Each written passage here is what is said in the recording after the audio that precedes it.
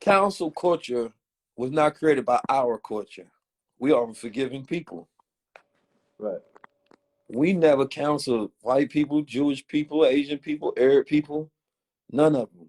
We ain't counseled nigger culture, right? We ain't counseled none of those things. Even when we get, you know, somebody like Lil Pump or some of them little crazy kids that make fun of our court, we ain't counseled none. Hey, we ain't cancel Charleston White. We can't We ain't, cancel Kanye. come on, we don't counsel nobody actually. That's not our culture. Our culture is very spiritual and forgiving. It's the nature of our people because we actually operate from love, right? So we don't have a council culture. We are influenced by people who target certain ethnic groups within our race. And so they cancel our characteristics within our race to say, whoa, he's speaking truth. Let's cut that out. So there's a punishment culture because nobody's actually canceled. Even death can't cancel a man.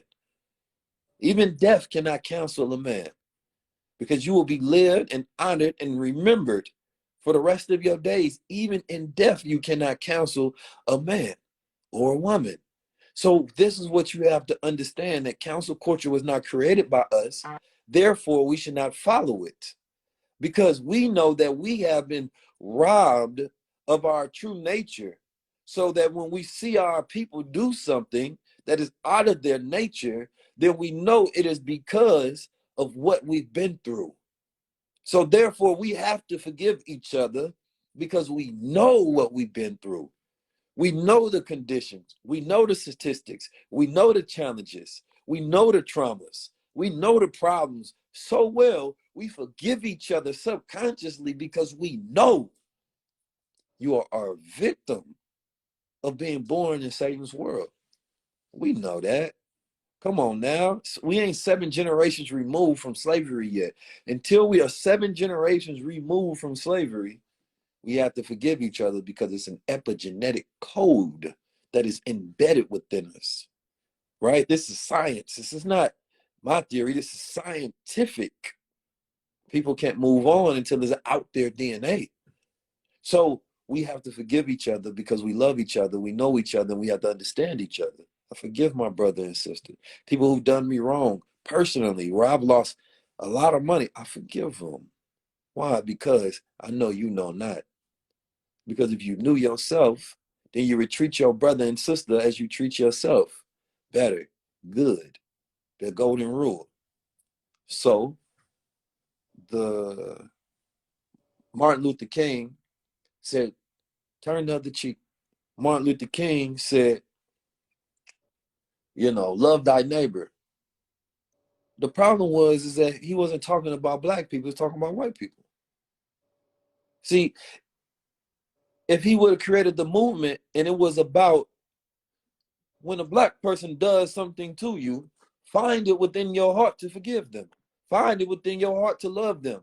If we march in the hoods of North America and we go there and we work to spread love in the hoods, regardless of all the negativity and bad that is done, what does that do to our people's nature? It reinvigorates them. They said, damn, they still love me after all I done wrong. But we haven't done that. We haven't took our activism, not all of it, because I see some beautiful movements. Like actually, and this is admittedly so, I seen with my sign movement about kings killing kings, right? That's protesting for us to love each other and stop killing each other. That I champion. We talking about the FOI going throughout the hoods, all throughout North America, speaking to our people, giving them knowledge of self, greeting them, telling them I love you, brother. That's things that I champion.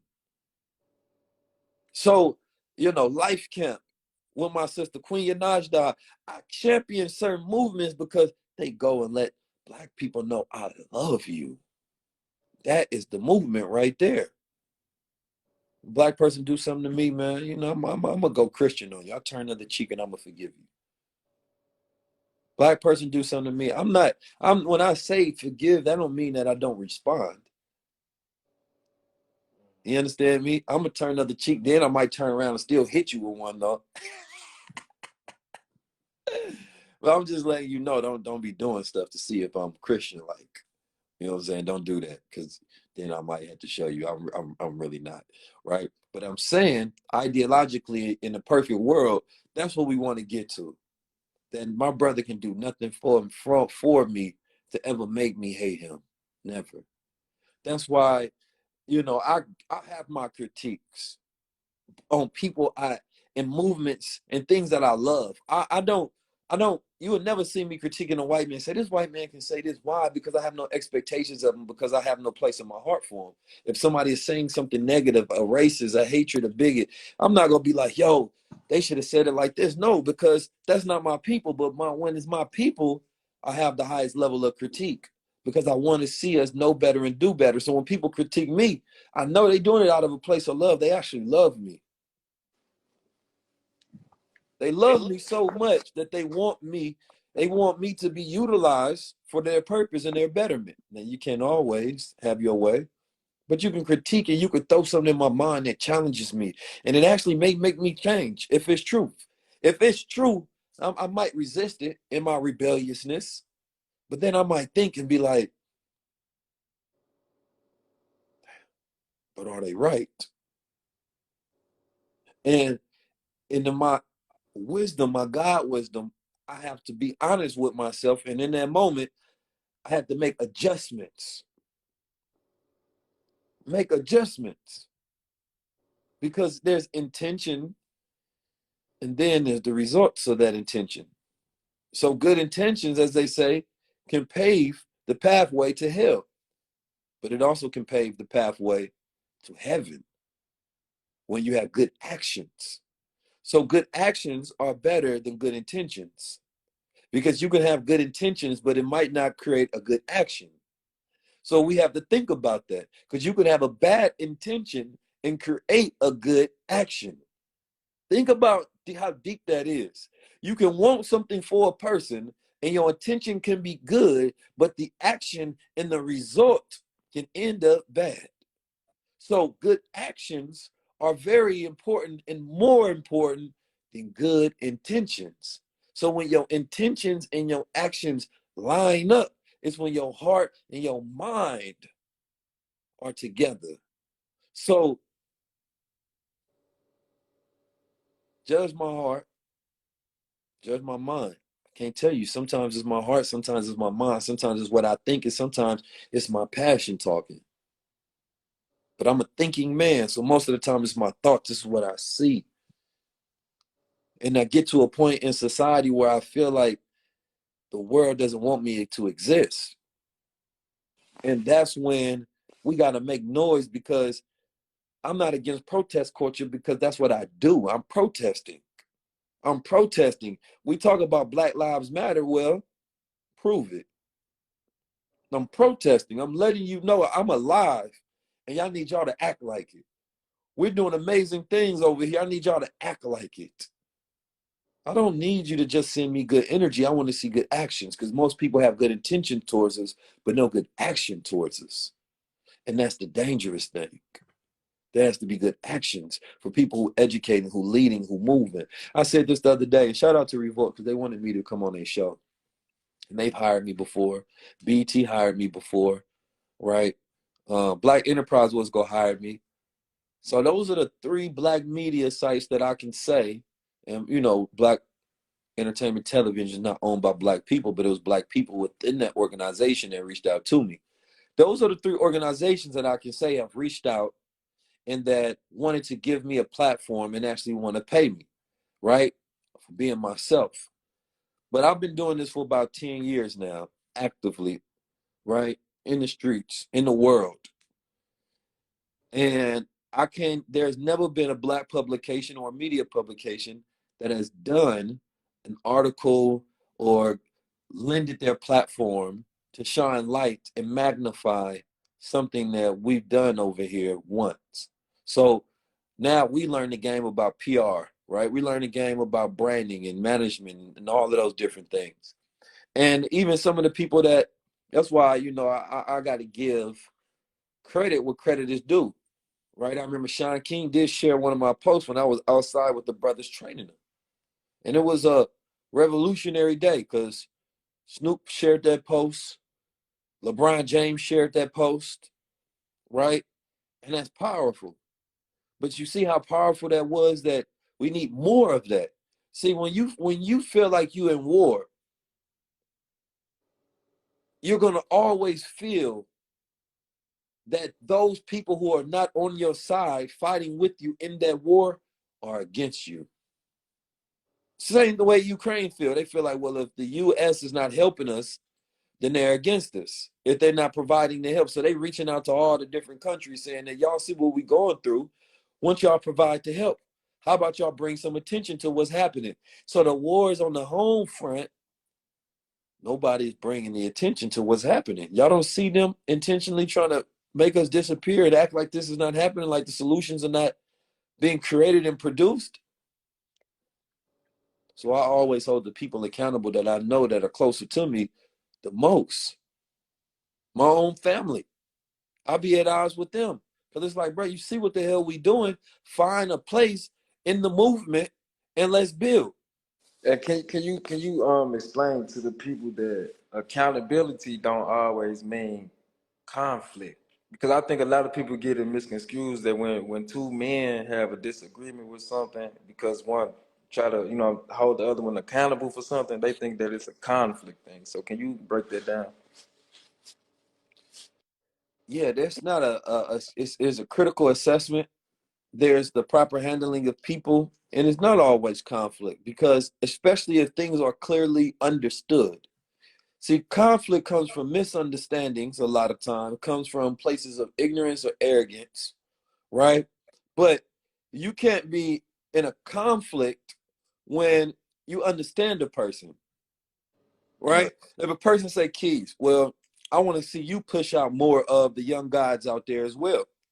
I want to see you duplicate yourself. When people be like, Keys, what are you doing? I'm not about to go at war with them. I got to show and prove. If I feel like they have a point of something that they saying that they want me to see do, either maybe they don't know what I do. Maybe what I might feel like what I'm doing is enough. Maybe there's more that I can do and I'm busy, right? But by pointing it out to me, you are allowing me an opportunity to correct Right. myself and improve, right?